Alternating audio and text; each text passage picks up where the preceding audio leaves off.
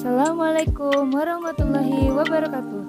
Perkenalkan, saya Silvana Aprilia Alimadia, analis kesehatan, peserta latihan dasar CPNS Kementerian Kesehatan 2022, Angkatan 2, Golongan 2. Saya adalah seorang peranata laboratorium kesehatan di RSUPN Dr. Cipto Mangunkusumo. Di video kali ini, saya akan memaparkan mengenai analisis isu dan gagasan kreatif menuju smart governance. Di unit tempat saya bekerja, khususnya di laboratorium instalasi gawat darurat, ditemukan beberapa isu. Langkah pemecahan masalah: pertama, identifikasi isu. 2. Menemukan isu prioritas dengan USG.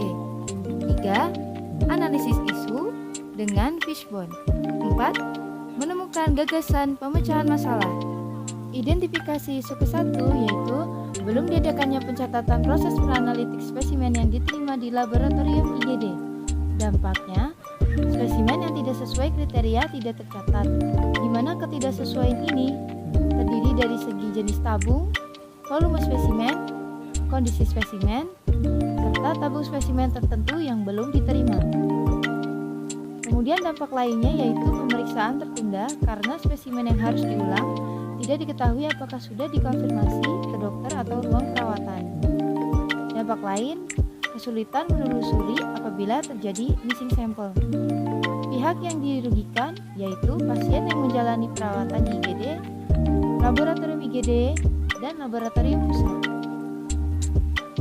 Identifikasi isu kedua yaitu belum optimalnya edukasi pengoperasian alat gula darah POCT kepada dokter di unit IGD. Dampaknya, hasil gula darah banyak yang tidak link atau tidak tersambung ke sistem EHR. 2. Hasil sering error. 3. Terjadilah pemborosan stik gula darah. Pihak yang terdampak yaitu pasien yang menjalani perawatan di IGD maupun laboratorium IGD sebagai penyedia alat dan stik gula darah. Identifikasi isu ketiga yaitu belum optimalnya perawatan harian alat analisa gas darah dan elektrolit di laboratorium IGD. Dampaknya, alat sering bermasalah, alat mudah rusak, kalibrasi dan quality control buruk, serta hasil pemeriksaan yang tidak valid. Pihak yang terdampak yaitu laboratorium IGD sebagai pemilik alat, juga pasien yang menjalani perawatan di IGD. Kita masuk ke langkah kedua pemecahan masalah yaitu teknik tapisan isu. Di sini saya menggunakan teknik USG yaitu terkait dengan urgency, seriousness, dan growth. Lalu di masing-masing isu saya berikan skor, lalu total skor tertinggi itulah yang menjadi core issue atau isu terpilih.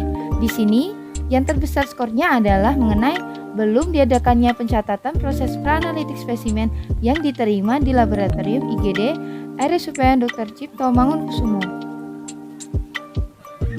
Langkah ketiga pemecahan masalah yaitu analisis core issue dengan menggunakan diagram fishbone. Di sini terdiri dari 4M yaitu materials, method, milieu, dan juga main. Dari segi materials bisa dikarenakan formulir pemeriksaan ada 2 macam. Dan bila tanpa formulir, dokter melakukan CPOE, namun parameter yang dipilih tidak lengkap. Lalu, belum adanya sarana pencatatan. Dari segi metode, bisa karena spesimen banyak dan beragam, lalu pengecekan spesimen tanpa mencatat. Dari segi milieu, yaitu belum adanya budaya mencatat proses peranalitik, dan juga proses peranalitik penerimaan spesimen yang belum ditulis. Dari segi main, yaitu petugas mengirim spesimen tidak sesuai dan juga petugas salah dalam pelabelan spesimen, sehingga pada akhirnya diperoleh isu inti yaitu belum diadakannya pencatatan peranalitik sampel di laboratorium IGD RSUPN Dr. Cipto Mangunkusumo. Langkah terakhir dari pemecahan masalah yaitu penentuan gagasan pemecah isu. Dari isu inti yang diperoleh tadi, maka ada beberapa kegiatan yang dapat saya usulkan yaitu pertama, membuat konsep lembar checklist peranalitik penerimaan spesimen pasien di Laboratorium IGD RSUPN Dr. Cipto Mangunkusumo.